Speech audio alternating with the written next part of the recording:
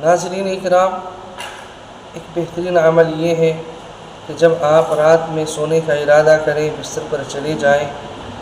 تو چند اعمال ہیں ان کو کر لیا کریں، انشاءاللہ اس کا بڑا فائدہ حاصل ہوگا۔ اب ان اعمال میں ایک تو یہ ہے کہ ہم اللہ تبارک و تعالیٰ کی حمد و ثنا کرتے رہیں، اللہ تبارک و تعالیٰ کا شکر ادا کر کر کے سوئیں،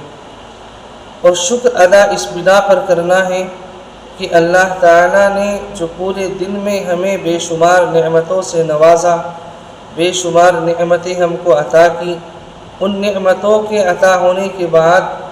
ہم اللہ تعالیٰ کا شکر ادا نہیں کر پائے، اللہ تبارک و تعالیٰ کی حمد و ثنا نہیں کر پائے۔ اب ہماری ذمہ داری کم از کم اتنی تو ہے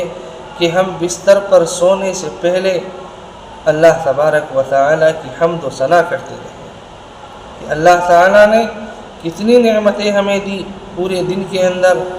ہمیں ایک ایک لمحے کے وقت ہم کو سانس عطا کیا، جو انسان کی زندگی کے لیے لازم اور ضروری چیز ہے، ہمارے ہاتھ پاؤں کو، پیروں کو، سبھی چیزوں کو سلامت رکھا، یہ بھی اللہ تعالیٰ کی نعمت ہے۔ ہم نے اپنے جسم پر لباس ڈال لیا، کپڑا پہن لیا، یہ بھی اللہ تعالیٰ کی نعمت ہے۔ تو ان تمام نعمتوں کا اللہ تبارک و تعالیٰ کا شکر ادا کرنا ہے۔ اور دوسری چیز یہ ہے کہ کم از کم استغفار کر کے اور لا الہ الا اللہ محمد الرسول اللہ کلمہ توحید کا ورد کر کے سوئیں، اور یہ اس بنا پر کہ نہ جانے دن میں ہم نے کتنے گناہ ایسے کیے ہوں گے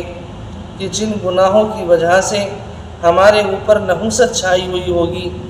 جن گناہوں کی وجہ سے ہمارے ایمان کے اندر کمزوری آ گئی ہوگی۔ اس ایمان کی تقویت کو حاصل کرنے کے لیے، ایمان کو مضبوط اور مستحکم کرنے کے لیے یہ بھی ایک عمل ہے کہ جب رات کو سوئیں تو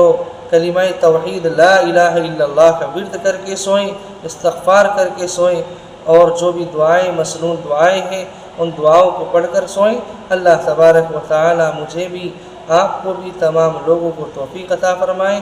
آمین۔ السلام علیکم ورحمۃ اللہ وبرکاتہ۔